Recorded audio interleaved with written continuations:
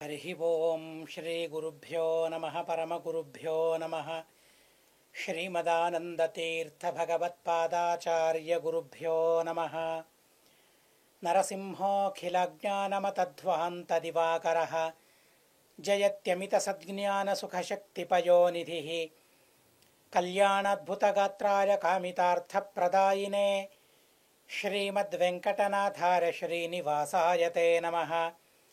व्यासाय भवनाशाय श्रीशाय गुणराशये हृद्याय शुद्धविद्याय मध्वाय च नमो नमः।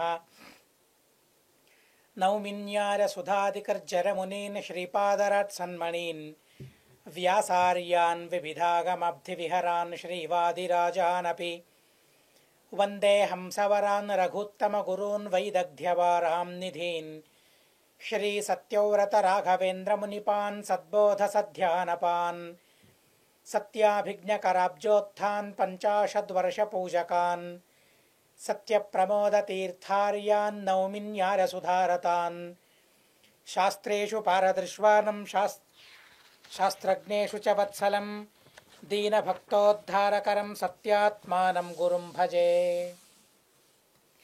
विद्यापीठ विधातारं विद्यावारिधिचन्दिरं विद्यार्थिवत्सलं वन्दे महामहिमसद्गुरुं नारायणं सुरगुरुं जगदेकनाथं भक्तप्रियं सकललोकनमस्कृतं च त्रैगुण्यवर्जितमजं विभुमाद्यमीशं वन्दे भवघ्नम् अमरासुरसिद्धवन्द्यं नारायणं नमस्कृत्य नरं चैव नरोत्तमं देवीं सरस्वतीं व्यासं ततो जरमुदीरयेत्।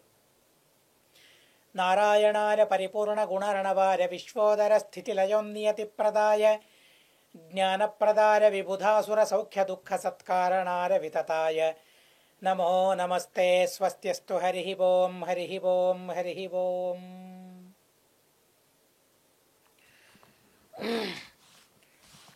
ధర్మరాజు పట్టాభిషిక్తుడయ్యాడు. ఆ పట్టాభిషేకం సర్వసమ్మతమైన పట్టాభిషేకం, ప్రజలకు సమ్మతమైనది, ప్రధానంగా సర్వోత్తముడైన శ్రీకృష్ణునికి సమ్మతమైనది, విష్ణుస్వరూపి అయిన వేదవ్యాసదేవులకు కూడా సమ్మతమైనది. ఎవరైతే స్వయం మహాభారతాన్ని రచించారో, సకల ధర్మశాస్త్రాలను ఉపదేశించారో, అలాంటి మహానుభావుడైన ఆ వేదవ్యాసదేవునికి కూడా సమ్మతమైనది ధర్మరాజు యొక్క పట్టాభిషేకం. బ్రాహ్మణులందరికీ సంతోషాన్నందించిన పట్టాభిషేకం, క్షత్రియ వైశ్య శూద్రులందరికీ కూడా ఆనందమిచ్చిన పట్టాభిషేకం.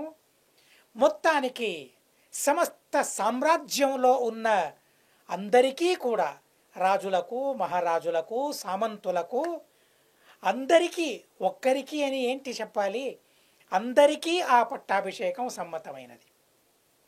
కానీ విచిత్రం ఎలా ఉంటుందో గమనించండి. అందరికీ సమ్మతమైనది, కానీ ధర్మరాజుకు మాత్రం ఇది సమ్మతం అని తనకు అనిపించడం లేదు. ఏదో లోపల సందేహం అనిపిస్తూ ఉంది తనకు. ఈ రాజ్యాన్ని అన్యాయంతో నేను సంపాదించానా? నేను చేసిన యుద్ధం అన్యాయభూయిష్టమైనదా? ఎందరో అలా అన్నారు. దుర్యోధనుడు అన్న మాటలకు తను చింతిస్తూ ఉన్నాడు. బలరాముడు ఇది అధర్మం అని వెళ్ళిపోయాడు. ఎవరో నాస్తికుడు వచ్చాడు, చారువాకుడు, తనన్నాడు అధర్మం అన్నాడు. ఇలా ఎన్నోసార్లు ఇది అధర్మమని విన్న తర్వాత తనలోని సందేహం పెరుగుతూనే ఉందే తప్ప తరగడం లేదు. కనుక కృష్ణుని సూచన మేరకు భీష్మాచార్యుల వారి దగ్గరికి వెళ్ళారు. అందరూ కూడా అతి సూక్ష్మమైన ధర్మోపదేశాలను ఆ భీష్ముని ద్వారా శ్రీకృష్ణుడు ఉపదేశిస్తూ ఉన్నాడు. కృష్ణుడే చెప్పాడు, నేను నీలో ఉండి ఆ ఉపదేశాన్ని చేస్తానయ్యా భీష్మ, చింతించకు అని ఆ భీష్మాచార్యుల వారిని సమాధానపరిచాడు. భగవంతుడే ఆ ఉపదేశాలను చేస్తూ ఉన్నాడు. శ్రీమదాచార్యుల వారు ఆ మాటను చెబుతారు. సూక్ష్మమైన ధర్మాలను భీష్మాచార్యుల వారు చెప్పారు. ఏ ధర్మాలు భీష్మునికి కూడా బోధపడలేదో, ఏ ధర్మం యొక్క పరిజ్ఞానం భీష్మాచార్యుల వారికి కూడా లేదో అలాంటి ధర్మ సూక్ష్మాల ఉపదేశాలను తను చేస్తూ ఉన్నాడు అంటే తనలోని భగవంతుడే చేస్తూ ఉన్నాడని దానివల్ల మనం అర్థం చేసుకోవాలి. మొట్టమొదట తను సందేహాన్ని వెలిబుచ్చాడు కదా, నేను చేసిన యుద్ధం అధర్మమైనది అని తను అనుకున్నాడు కదా, కనుక తన సంశయాన్ని పటాపంచలు చేయడానికని రాజు యొక్క ముఖ్య కర్తవ్యాన్ని తనకు బోధిస్తూ ఉన్నాడు. తన ఎదురుగా ఎవరున్నారు? రాజుకు రాజు యొక్క కర్తవ్యాన్ని మొట్టమొదట బోధించాలి అని ఒక శ్లోకంలో రాజుని భాగవత ధర్మాన్ని చెబుతూ ఉన్నారు. రాజ్ఞ ప్రథమతో ధర్మ భగవద్ధర్మ పాలనం తదర్థం కంటకోద్ధార ధర్మ భాగవతా అపి.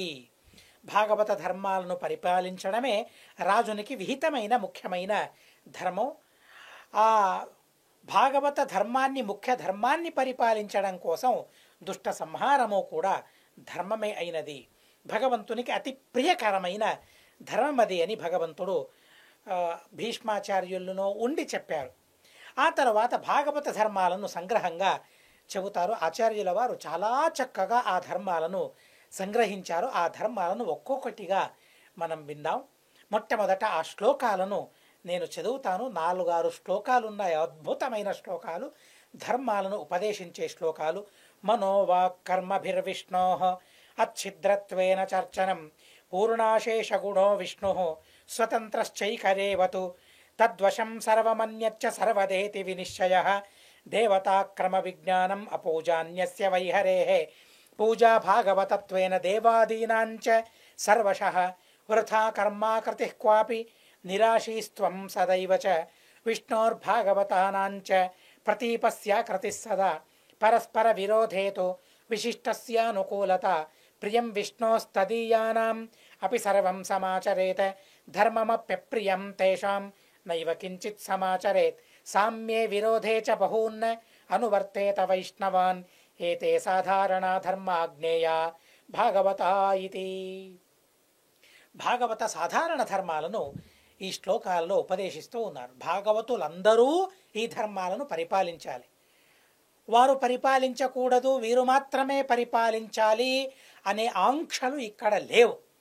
ప్రతి ఒక్కరూ భాగవతులైన వారందరూ కూడా ఈ ధర్మాలను పరిపాలించాలి. తను బ్రాహ్మణుడైనా, క్షత్రియ శూద్ర వైశ్యులైనా, లేక స్త్రీ పురుషులైనా, బ్రహ్మచారి గృహస్థ వానప్రస్థ యతులైనా, చండాలులైనా, ఎవరైనా సరే తను భాగవతుడా, భగవద్భక్తి గలవాడా అయితే ఈ ధర్మాలను అన్నిటినీ పరిపాలించాలి. ఎంత అద్భుతమైన ధర్మాలో గమనించండి. ఈ ధర్మాలను పరిపాలించడంలోనే మనకు సమయం చాలదు. ఇక మరొకరి ధర్మాన్ని పరిపాలించడం ఎందుకు? అసలు భగవంతుడు దేన్ని పరిపాలించమని చెప్పాడో వాటిని పరిపాలించాలి మనం. తన ఆదేశం అది, నన్ను గురించిన ఆదేశం అది. ప్రతి ఒక్కరికి చెప్పాడే. మేము భాగవతులమే కదా, మాకు ధర్మాన్ని ఉపదేశించాడు కదా, కనుక భగవంతుడు మాకై ఉపదేశించిన ఆ ధర్మాలను పరిపాలించకుండా ఉండటం ఎంత నేరమో గమనించండి. తల్లిదండ్రుల మాటలను, ఆదేశాన్ని జవదాటడం అపరాధం అని మనం వింటాం, మనం చెబుతాం. సర్వోత్తముడైన, జగన్మాన్యుడైన, జగత్పిత అయిన ఆ భగవంతుని మాటను జవదాటడం అది అనర్థానికి దారి, అది నరకానికి దారి అవుతుంది. కనుక భాగవత ధర్మాలను పరిపాలించి తీరాలి. అందులో మొట్టమొదట మనోవాక్ కాయభిర్విష్ణో కర్మభిర్విష్ణో అచ్ఛిద్రత్వేన చార్చనం. భగవంతుణ్ణి అచ్ఛిద్రంగా అర్చించాలట. ఎంత చక్కగా చెప్పారో గమనించండి. వారు చేసినదే మనకు చెబుతూ ఉన్నారు ఆచార్యుల వారు. భీష్మాచార్యుల వారు దేనిని చేశారో దాన్నే చెబుతూ ఉన్నారు. కనుక అచ్ఛిద్రత్వేన చార్చనం, ఏ విధమైన ఛిద్రం లేకుండా భగవంతుణ్ణి అర్చించాలట. అంటే నిరంతరంగా భగవంతుణ్ణి అర్చించాలి, ప్రతిరోజు భగవంతుణ్ణి అర్చించాలి, ముప్పూటలా భగవంతుణ్ణి అర్చించాలి. కనుక సాయంకాలం కూడా నైవేద్యం మంగళహారతులను చేయాలి. సాయంకాలం ఉదయంలాగా చేయడం కాదు, నైవేద్యాన్ని సమర్పించడం, మంగళహారతులను చేయడం, ఇలాంటి పనులను సాయంకాలం కూడా చేయాలి. అలా 3 కాలంలోనూ ముప్పూటలా భగవంతుణ్ణి ఆరాధించాలి, భగవంతుణ్ణి పూజించాలి. అలా నిరంతరమైన అర్చన, ఇది భాగవత ధర్మం అని చెబుతూ ఉన్నారు. వారి వారి యోగ్యతకు అనుగుణంగా భగవంతుణ్ణి అర్చించాలి. ఎలా? మనః వాక్ కర్మభిః. మొట్టమొదట మనసుతో భగవంతుణ్ణి అర్చించాలి. ఎవరికి అసాధ్యం ఇది? ఎవరు చేయకూడని పని ఇది? అందరూ చేయాల్సిన పని. మనసులో వాసనామయమైన ఒక ప్రతిమను మనం నిర్మించుకోవాలి. కళ్ళు మూసుకొని మనసులో ఆ భగవంతుని యొక్క ప్రతిమను స్మరించాలి. భగవంతుని పరిశుద్ధమైన ప్రతిమ శ్రీనివాసుని మనం చూసాం. ఆ ప్రతిమను మనసులో కల్పించుకోవాలి. శ్రీకృష్ణుని ప్రతిమను మనం చూసాం. ఆ ప్రతిమను మనసులో కల్పించుకోవాలి. ప్రతిరోజు మనం ప్రతిమలను పూజిస్తాము.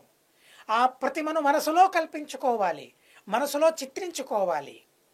అలా మనసులో చిత్రించుకున్న ఆ ప్రతీకను, ఆ ప్రతిమను విచిత్రంగా అర్చించాలి. సమర్పించడానికి అసలు ఏమీ లేదు. మానసమైన పదార్థాలు ఎన్ని లేవు. అత్యద్భుతమైన మానసమైన పదార్థాలతో ఆ భగవంతుణ్ణి అర్చించాలట. గంగమ్మ దగ్గరలో లేదు, గంగాజలం మనకు దొరకదు. కానీ మానసమైన గంగాజలం అవశ్యంగా మనకు దొరుకుతుంది. మనసులోనే కాశీకి వెళ్ళినట్లు, మనసులోనే హరిద్వారానికి వెళ్ళినట్లు, మనసులోనే బదరికి వెళ్ళినట్లు సంకల్పించుకొని ఆ నదిలో స్నానం చేసి ఆ నదిలోని జలాన్ని మనం తీసుకొని వచ్చి ఆ జలంతో భగవంతుణ్ణి అభిషేకం చేస్తూ ఉన్నాము అనే చింతన ఎంత అద్భుతమైన చింతన! ఎలాంటి ఫలప్రదమైన చింతన! ఎలాంటి ప్రయోజనకారి అయిన చింతన! ఈ చింతన చేయడం మనిషికి కుదరదా? ఎప్పుడైనా ఇలాంటి చింతనను చేయొచ్చు. పళ్ళు లేవు, వర్షం లేదు, పళ్ళు లేవు. ఆయా కాలంలో ఏ ఏ పళ్ళు ఉండాలో ఆయా పళ్ళను భగవంతునికి నివేదించాలని శాస్త్రంలో చెప్పారు. కానీ అలాంటి పళ్ళు లేవు. ఆ పళ్ళకు కొరత పంచాంగంలో వేసుంటారు. ఇలాంటి వారు రాజు మంత్రి అయినప్పుడు ఏ ఏ వస్తువులు ఉంటాయి, ఏ ఏ వస్తువులకు కొరత ఉంటుంది అని పంచాంగంలో చెప్పి ఉంటారు. కానీ మానసికమైన వస్తువులకు కొరత ఉందా? అసలు మనసులో ఎలాంటి పదార్థాలను నిర్మించుకోగలమో చూడండి. ఎలాంటి అద్భుతమైన మనసును భగవంతుడు మనకిచ్చాడు. తనను అర్చించడానికి మాకు మనసును భగవంతుడు ప్రసాదించాడు. వర్షం లేదు, మామిడి పళ్ళు లేవు, రసభరితమైన పళ్ళను కొనుక్కోవడం గగనమవుతూ ఉంది. కానీ మానసికమైన మామిడి పళ్ళను తీసుకుని రావడం అశక్యమా, అసాధ్యమా? అలాంటి రసభరితమైన పళ్ళను భగవంతుని ముందు ఉంచుతూ ఉన్నాము. పంచభక్ష పరమాన్నాలను భగవంతుని ముందు ఉంచుతూ ఉన్నాము. వాటిని సమర్పించుతూ ఉన్నాము. భగవన్, నీకు సామర్థ్యం ఉంది, ఆ సామర్థ్యాన్ని నాకిచ్చావు. మానసికమైన పదార్థాలను నిర్మించే శక్తిని నాకిచ్చావు. ఎందుకని? మనసులోనే ఆ పదార్థాలను చింతించి, మనసులోనే ఆ పదార్థాలను చిత్రించి, ఆ పదార్థాలతో విచిత్రమైన అర్చన చేయాలని అలాంటి అద్భుతమైన మనసును భగవన్ నువ్వు నాకు ఇచ్చావే. అలా మానసమైన వస్తువును నేను నీకు సమర్పిస్తూ ఉన్నానని చింతిస్తే ఎంత అద్భుతమైన నైవేద్యం అది! ఇలా ఏం చేయడం కుదరదు ఆలోచించండి. మనసులో అన్నీ పూజలను సక్రమంగా మనం చేయొచ్చు. 108 ప్రదక్షిణలు వేయాలి. బయట అది కుదురుతుందా? లేదే. ఒక్క ప్రదక్షిణకే కాళ్ళు పట్టుకొని పోతాయి. కానీ మనసులో 108 ఏంటి, 1108, 1116 ప్రదక్షిణలను కూడా అనాయాసంగా మనం చేయొచ్చు. అలాగే నమస్కారాలను కూడా మనం చేయొచ్చు. అలా మొట్టమొదట మనసుతో భగవంతుణ్ణి అర్చించాలి. వాక్కుతో భగవంతుణ్ణి అర్చించాలట. ఎలాంటి అద్భుతమైన సాధనలను భగవంతుడు మనకు ప్రసాదించాడో గమనించాలి. వాక్కులతో భగవంతుణ్ణి అర్చించడం ఎలా చాలా అద్భుతమైనది. చాలా విస్తారమైన విషయాలు ఇవి. అప్పుడప్పుడు వస్తూనే ఉంటాయి. మహాభారతంలో వస్తాయి, రామాయణంలో, భాగవతంలో వచ్చాయి ఎన్నోసార్లు. కనుక సాధ్యమైనంత వరకు మనం తెలుసుకుందాం. వాక్కులతో భగవంతుని అర్చించడం ఎలా? గురువులు ఆదేశిస్తారు లక్ష్మీ శోభన పారాయణం చేయమని. నరసింహ సుళాది, ఆ నరసింహ జయంతి ఉత్సవం ఇంకేం వస్తూనే ఉంది. ముంగిట్లోనే మనం ఉన్నాం. నరసింహ జయంతి ముంగిట్లో మనం ఉన్నాం. కనుక నరసింహ సుళాదిని పారాయణం చేయడం, కపిల సుళాదిని తప్పకుండా పారాయణం చేయడం. నరసింహ సుళాది, కపిల సుళాది, ధన్వంతరి సుళాది, ఈ 3 సుళాదులను జ్ఞానివరేణ్యులైన దాసవరేణ్యులు మనకు రచించి ఇచ్చారు. ఆ 3ంటిని ప్రతిరోజు ముప్పూటలా పారాయణం చేయాలి. అందరికీ విహితం, స్త్రీలు, అందరూ, పురుషులు అందరూ చేయొచ్చు.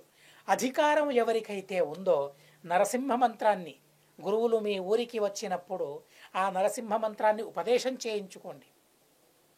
పరిశుద్ధంగా ఉండడం నేర్చుకోవాలి. మొట్టమొదట అశుద్ధంగా ఉంటూ ఉన్నావు, దానిని మానుకుంటూ రావాలి. పరిశుద్ధంగా ఉండడాన్ని నేర్చుకోవాలి. అలాంటి మంత్రాలను జపించాలి. నరసింహ నరసింహ నరసింహ నరసింహ నరసింహ జపం చేయాలి.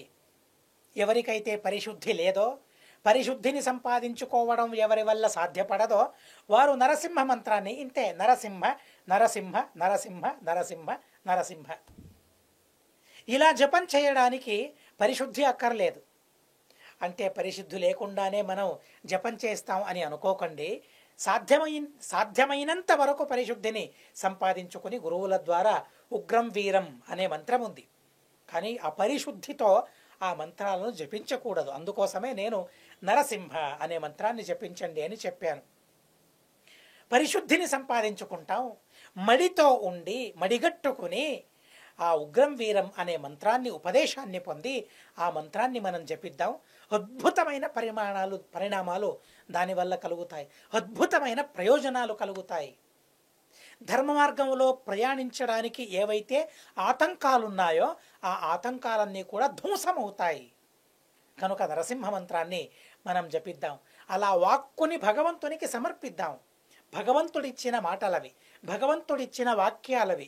ఆ వాక్యాలను భగవంతునికే సమర్పిద్దాం. మా వాక్యాల అవసరం భగవంతునికి లేదు, మాకు అవసరం ఉంది. మా వాక్కుసుమాలను సమర్పించడం మాకవసరం, తనకవసరం కాదు. దానివల్ల మాకు పరిశుద్ధి, దానివల్ల మాకు మోక్షం, దానివల్ల మాకు ప్రయోజనం. కనుక మా ప్రయోజనం కోసం ఆ వాక్ రూపమైన అర్చనను కూడా మనం భగవంతునికి చేయాలి. కర్మభిహి. చూడండి శ్రీమదాచార్యుల వారు ఎంత అద్భుతంగా చెప్పారంటే, భగవంతుని అర్చించడం అంటే ఏంటి అంటే మాకు విహితమైన పనులను కర్మలను చేయడమే అది భగవంతుని అర్చన. నాకు విహితమైన కర్మ ఏంటి? నాకు విహితమైన కర్మ ఏంటి? రాజుకు విహితమైన కర్మ ఏంటి? భాగవత ధర్మాన్ని పరిపాలించడం, పరిపాలింపజేయడం. దానికి ఆతంకమైన దుర్జనులను, దుష్టులను సంహరించడం. ఆ దుష్ట సంహారం అనేది ఒక భగవంతుని అర్చన. కనుక అర్చన చేసి ఆ అర్చన పైన సంశయిస్తే ఎలా ధర్మరాజా అని ఎలా భీష్మాచార్యుల వారు చెబుతూ ఉన్నారో గమనించాలి. శ్రీమదాచార్యుల వారు ఆ మాటను ఎంత సంగ్రహంగా మనకు నిరూపించారో గమనించాలి.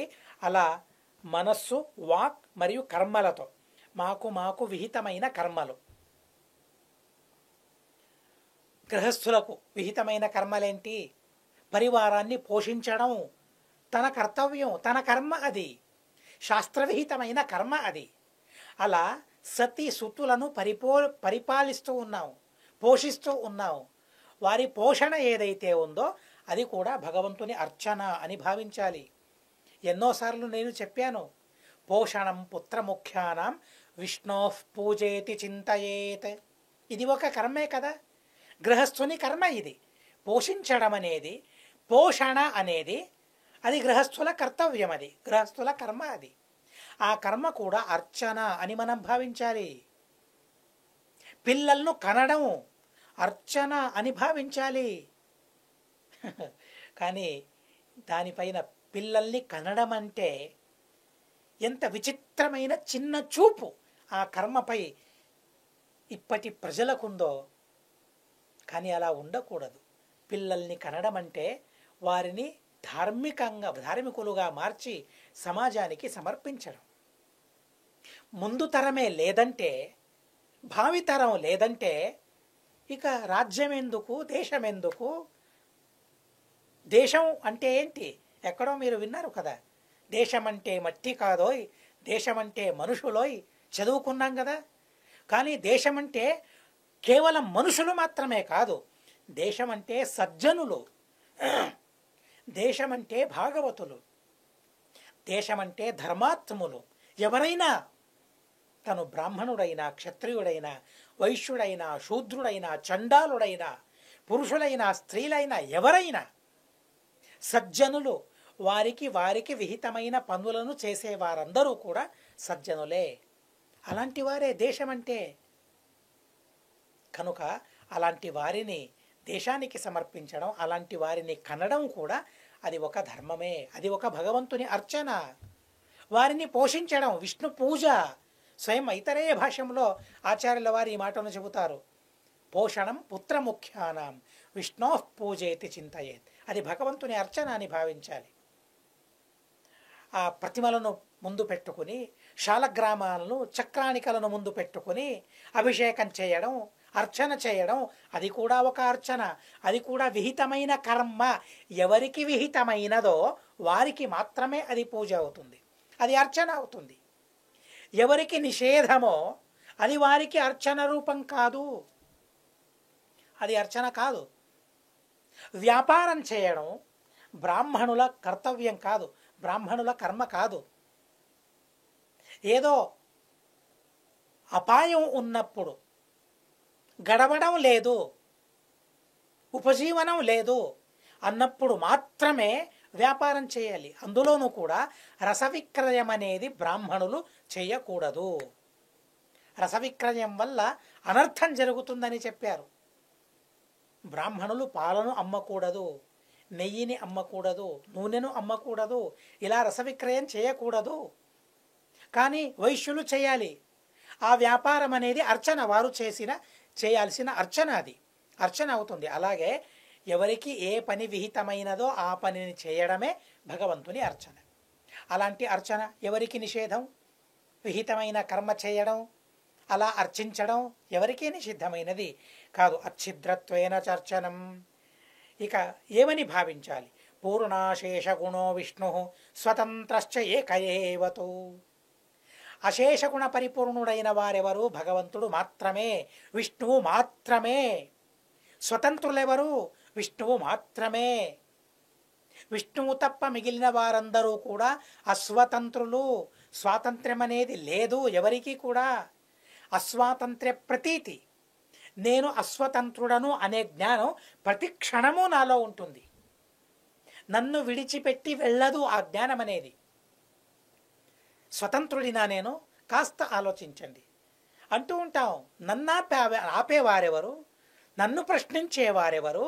ప్రశ్నాతీతుడిని నేను అని మనం అంటూ ఉంటాం. కొందరు అంటూ ఉంటారు, నేను స్వతంత్రుణ్ణి అని అంటూ ఉంటారు. ఎవరు స్వతంత్రుడు?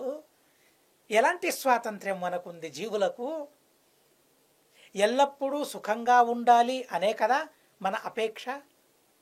కానీ అది జరుగుతూ ఉందా? లేదే. నా వల్ల నాకు దుఃఖం కలగాలి, ఇది మా అపేక్ష. అలా జరగాలని మేము ఏనాడైనా కోరుకుంటామా? లేదే. కానీ నడుస్తూ ఉన్నప్పుడు కింద పడిపోతాం. నేను స్వతంత్రుడనైతే నేను కింద పడకూడదు, కానీ కింద పడతాను నేను. నా పళ్ళతో నా నాలికనే కొరుక్కుంటాను. ఎలా జరిగింది అది? అసలు ఎంత నొప్పి, ఎంత బాధ కలుగుతుంది. పళ్ళతో నా నాలుకను కొరుక్కున్నప్పుడు ఎంత బాధ కలుగుతుంది అసలు. కానీ జరిగిపోతాయి అలాగా. నేనే స్వతంత్రుడనైతే నాకు నేను దుఃఖం కలిగేలా నా ప్రవృత్తి ఉంటుందా? అలా చేసుకుంటానా నేను? లేదే. కానీ ఎంత దుఃఖంలో నేనున్నాను, ఎంత శోకంలో నేనున్నాను. ఇలాంటి శోక సంద్రంలో పడిపోయిన నేను స్వతంత్రుడు అనుకోవడంలో ఎంత భ్రాంతి తనకుందో మనకుందో మనం గమనించాలి. కానీ భగవంతునికి అలా జరుగుతుందా? అలాంటి దుఃఖాలున్నాయా? భగవంతునికి లేవే. లక్ష్మీదేవి కూడా స్వాతంత్ర్యం లేదు. తనకు దుఃఖం ఉందా? లేదు. కానీ తన సుఖమంతా భగవంతుని అధీనమైనదే అలా భావిస్తుంది తను. కాస్త బయటికి వస్తావా ఓ 2 గంటలు అని ఎవరినైనా అడిగితే, లేదు నాన్నను అడిగి చెబుతాను, అమ్మను అడిగి చెబుతాను అని అంటూ ఉండేవారు. ఇప్పుడు ఎవరు అనరు. 2 గంటలేంటి, 24 గంటలు నీతోనే ఉంటాను అని నేను అంటాను. తల్లిదండ్రులను తిరస్కరించాను, తల్లిదండ్రుల అధీనంలో నేను లేను అన్నాను, నేను స్వతంత్రుడిని అనుకున్నాను. కానీ ఎవరి అధీనుడయ్యాను ఇప్పుడు? ఎవరు పిలిచాడో తన మాటను నేను విన్నానే. నా మాటను విన్నానా, తన మాటను విన్నానా? నా అపేక్ష ఏంటి? వేరే ఎక్కడికో వెళ్ళాలని నా అభిలాష. కానీ తన మాటను నేను విన్నాను. నా అపేక్షకు విరుద్ధంగా, విపరీతంగా నేను నడుచుకున్నాను. ఎక్కడో ఒక ఒక ఒక చోట తను అధీనుడై ఉండి తీరాలి. మేము అనుకుంటాం, కానీ నేను స్వతంత్రుడను, ఎవరి అధీనుడను కాను అని నేను అనుకుంటానే తప్ప ఎవరికైనా లొంగాల్సిందే, ఎవరికైనా లొంగి ఉండాల్సిందే. అది నియమం, అది తప్పించుకోలేము. ఎవరికో లొంగిపోవడం కన్నా తల్లిదండ్రులకు లొంగిపోవడం మంచిది. ఎవరికో అధీనులై ఉండటం కన్నా తల్లిదండ్రుల అధీనమై ఉండటం మంచిది. చెడ్డదాది లేదే. మాకు మంచి జరిగేలా వాళ్ళు చేస్తారు, మంచి జరగాలనే వాళ్ళు చేస్తారు. నాకు హితం కలగాలనే వారి అభిలాష, వారి అపేక్ష. ఎవరి వల్ల మాకు హితం జరుగుతుందో వారికి అధీనమై మేము ఉండాలి. కానీ మేమేం చేస్తూ ఉన్నాం? తల్లిదండ్రుల్ని తిరస్కరిస్తూ ఉన్నాం, వారిని అతిక్రమిస్తూ ఉన్నాం. కానీ ఎవరికి అధీనంగా ఉండకూడదో, ఎవరికి లొంగి ఉండకూడదో వారికి అధీనమై ఉన్నాం. భీష్మాచార్యుల వారు దాన్ని ప్రత్యక్షంగా అనుభవించారు. భగవంతునికి అధీనమై ఉండాలి, ధర్మానికి అధీనమై ఉండాలి. కానీ నేనేంటి ఇన్ని రోజుల వరకు ఆ దుష్టుడైన దుర్యోధనుని అధీనంలో ఉన్నానే, ఉండిపోయానే, అధర్మానికి లొంగిపోయానే. కనుక భీష్మాచార్యుల వారు చెబుతూ ఉన్నారు, స్వతంత్రుడెవరు? భగవంతుడు మాత్రమే స్వతంత్రుడు. మనమందరూ అస్వతంత్రులము. తను చెప్పింది మనం వినాలి, తను చెప్పింది మనం చేయాలి, చేసి తీరుతాం. ఏం చేసినా తనకు అధీనమై మేం చేస్తాం. కనుక భగవంతుడు మాత్రమే స్వతంత్రం అనే విషయాన్ని మనం తెలుసుకోవాలి. దార్ఢ్యం కలగాలి, దార్ఢ్యం కలగాలి. ఎలాంటి ప్రసంగములోనైనా దాన్ని సమర్థించగల తాహతు మనకు రావాలి. ఎవరెంత వాదించినా, ఎంతగా వాదించినా వారి మాటలను, ఆ ఆక్షేపాలను నిరాకరించే సామర్థ్యం మాకు కలగాలి. అలాంటి దార్ఢ్యం మాకు ఉండాలి. భగవంతుడు స్వతంత్రుడు, అసలు స్వతంత్రమనే తత్వమే లేదు అని ఎవరైనా అంటే దాన్ని సాధించగల సత్తా మనలో ఉండాలి. అందుకోసమే మనం చదువుకోవాలి, శ్రవణం చేయాలి ఆ విషయాలన్నిటినీ కూడా. ఇంతవరకు చెప్పానే నేను, స్వతంత్రమైన తత్వమే లేదు, ఎవరూ స్వతంత్రులు కారు అసలు. అలా చెప్పడం కుదురుతుందా? లేదే. అస్వాతంత్ర్య ప్రతీతి లేదప్ప. నా చేతిలో ఏమీ లేదు అంటామా లేదా? ఎల్లప్పుడూ ఈ పనిని చేసి పెట్టాలి అని అడిగితే నా చేతుల్లో ఏమీ లేదు అని అనేస్తాం. ఎవరికైనా ఒకరికి అధీనంగా ఉండాల్సిందే. డబ్బుకు కొందరు అధీనులు, బానిసలు. అసలు బానిస అనే పదం వాడితేనే కోపం వస్తుంది కొందరికి. కానీ డబ్బుకు బానిసలైపోతారు కొందరు, వ్యసనానికి బానిసలైపోతారు, త్రాగుడుకు బానిసలైపోతారు. రేపటి నుంచి నేను త్రాగను ప్రతిజ్ఞ చేస్తారు. కానీ మరుసటి రోజు అలాగే కుక్క తోక వంకర అన్నట్లు తను మళ్ళీ ఎక్కడికే వెళతాడు, చెడ్డ పనులను చేస్తాడు. దాని నుండి బయటికి రాగలడా? తను రాగలడు ఎప్పుడు సజ్జనుల సహవాసములో తనుంటే, సజ్జనులకు అధీనుడై తనుంటే ఆ దురాగతం నుండి బయటపడగలడు, దురభ్యాసం నుండి బయటపడగలడు తను. కానీ వారికి అధీనులై ఉండటం అనేది అది అవమానమని భావిస్తారు.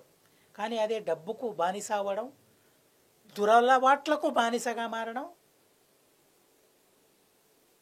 అది మంచిదా? లేదే.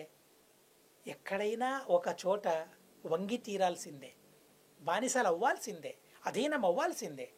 అది పెద్దలకు మనం బానిసలైతే దానివల్ల మనకు లాభం ఉంటుంది. కనుక ఆలోచించి తీరాలి, భగవంతునికి అధీనులై ఉండాలి, ఆ తత్వాన్ని దృఢం చేసుకోవాలి. విష్ణుస్వతంత్రశ్చైక ఏవతు తద్వశం సర్వమన్యచ్చ. మిగిలిన ప్రపంచమంతా భగవంతుని వశమయ్యింది. భగవంతునికి వశం ప్రపంచమంతా. సర్వదేతి వినిశ్చయ. ఎప్పుడిది ముక్తి కలిగేంత వరకు భగవంతునికి వశుడు. ముక్తులైన తరువాత తనేంటి మేమేంటి అందరూ ఒకరే అంటే ఎలాగండి? అలా అనడం కుదరదు, అలా జరగదు, జరగని పని అది. అది ఎలా జరుగుతుంది? ఎవరు దాన్ని అనుభవించారు? అనుభవించిన వారు ఎవరు ఉన్నారు? దాన్ని ఎవరు లేరే. కానీ ప్రతి ఒక్క జీవరాశికి ఒక అనుభవం మాత్రం ఉంది. భగవంతునికి వశం, ప్రకృతికి వశం మేమందరం కూడా. తద్వశం సర్వమన్యచ్చ సర్వదేతి వినిశ్చయ దేవతాక్రమ విజ్ఞానం. దేవతల్లో ఆ క్రమాన్ని, తారతమ్య క్రమాన్ని మనం తెలుసుకోవాలి. దేవతల్లో తారతమ్యం ఉంది, తరతమ భావం ఉంది. తను పెద్ద చిన్న మనం అంటూ ఉంటాం ఎల్లప్పుడూ. ఏంటి పెద్దంతరం చిన్నంతరం తెలియదా? ఎవరైనా ఎలాగైనా మాట్లాడితే మేము ఈ మాటల్ని అంటూ ఉంటాం, పెద్దంతరం చిన్నంతరం అంటూ ఉంటాం. ఇదే తారతమ్యం అంటే. తారతమ్యం ఉంటుంది, అన్ని చోట్ల తారతమ్యం ఉంది. తారతమ్యం లేని వస్తువే లేదు ప్రపంచంలో. దేన్నైనా తీసుకురండి, తారతమ్యం అనేది ఉంది. అలాగే దేవతల్లో కూడా తారతమ్యం ఉంది. ఆ తారతమ్యాన్ని సరిగ్గా తెలుసుకోవాలి. విజ్ఞానం అపూజాన్యస్య వైహరేహే. భగవంతుడు సర్వోత్తముడు అని భావించి ఎలా పూజిస్తామో అలా సర్వోత్తమ భావనతో మరెవరిని కూడా పూజించకూడదు. లక్ష్మీదేవిని కూడా భగవంతునికి అధీనురాలు, భగవంతుని అధీనం అని భావించి పూజించాలే తప్ప భగవంతుని భార్య లక్ష్మీదేవిని ఏమని మనం పిలుస్తాం? ఏమని జ్ఞానం చేసు లక్ష్మీదేవి ఎవరు అని ఎవరైనా ప్రశ్నిస్తే మా సమాధానం ఏంటి? మీ సమాధానం ఏంటి? లక్ష్మీదేవి భగవంతుని భార్య. శచీదేవి ఎవరు అంటే ఇంద్రుని భార్య అని గుర్తించుకుంటాం కదా మనం. భగవంతుడు ఎవరు, విష్ణు ఎవరు అంటే లక్ష్మీదేవి యొక్క భర్త. భర్త అంటే ఏంటి? పోషించేవాడు. పోషించేవాడు పెద్దవాడా, పోషింపబడేవాళ్ళు పెద్దవారా? ఆలోచించండి. పోషించేవాళ్లే పెద్దవాళ్ళు. కనుక భగవంతుడు సర్వోత్తముడు. మిగిలిన వారందరూ కూడా భగవంతుని పరివారం. భగవంతుని పరివారం అనే భావనతో పూజించాలి. లక్ష్మీదేవిని ఏమని పూజించాలి? భగవంతుని భార్య అని మనం పూజించాలి. భగవంతుని వల్ల పోషింపబడుతుంది. తనకేంటి పోషణ? నిత్యం నిరంతరం భగవంతుని అనుగ్రహం వల్లే తనకు ఆనందం. నిత్యముక్తురాలు తను. ఎవరి వల్ల? భగవంతుని అనుగ్రహం వల్ల. అలా భావించి పూజించాలి. బ్రహ్మదేవుల వారెవరు? లక్ష్మీనారాయణుల కొడుకు అని భావించాలి. అలా భగవంతుని పరివారమని పూజించాలే తప్ప సర్వోత్తముడని పూజించకూడదు. ఇది ఒక భాగవత ధర్మం. దేవతాక్రమ విజ్ఞానం అపూజాన్యస్య వైహరేహే పూజా భాగవతత్వేన దేవాదీనాంచ సర్వశః వృథా కర్మాకృతి క్వాపి నిరాశీస్త్వం సదైవచ. వ్యర్థమైన పనులను ఏ రోజు కూడా చేయకూడదు. అలాగే నిరాశీస్త్వం సదైవచ. ఏదో మనకు విహితమైన కర్మలను చేసినప్పుడు ఇలాంటి లాభం నాకు కలగాలి అని ఆ ప్రయోజనం యొక్క అభిలాష మనిషికి ఉండకూడదు. నిష్కామంతో భగవంతుని సేవలను మనం చేయాలి. అలాంటప్పుడే మనకు ముక్తి లభిస్తుంది. మేం చేసిన ప్రతి ఒక్క కర్మకు ఒక ప్రయోజనాన్ని మనం కల్పించుకుంటే ముక్తికి వెళ్ళడం ఎప్పుడు? ముక్తిని పొందడం ఎప్పుడు అసలు? కనుక వ్యర్థమైన పనులను చేయకూడదు. ఎల్లప్పుడూ నిరాశీహి అంటే ఏంటి? నిరాశీహి అంటే ఏంటి? కామనలు లేకుండా కామనలను తగ్గించుకుంటూ వెళ్ళాలి. అసలు మాకు అది కుదురుతుందా? కామం లేకుండా, అపేక్ష లేకుండా కర్మ చేయడం మా వల్ల సాధ్యమవుతుందా? లేదు. కానీ ఆ కామనలను తగ్గించుకుంటూ వెళ్ళాలి. ఇలా భగవంతుణ్ణి సేవించాలి. ఇవి భాగవత ధర్మాలు అని చెబుతూ ఉన్నారు. ఇలాగే మరెన్నో భాగవత ధర్మాలను చెప్పారు. వాటిని మళ్ళీ క్రమంగా విందామని చెబుతూ అస్మద్గురువంతర్గత తాత్విక దేవతాంతర్గత భారతీరమణ ముఖ్య ప్రాణాంతర్గత శ్రీకృష్ణార్పణమస్తు. అక్షరం కర్మ యస్మిన్ పరే స్వర్పితం ప్రక్షరం యాంతి దుఃఖాని యన్నామతః అక్షరో యో అజరః సర్వదేవామృతః కుక్షిగం యస్య విశ్వం సదా అజాదికం ప్రణరామో వాసుదేవం దేవతామండలాఖండమండనం. హరి ఓం హరి ఓం హరి ఓం.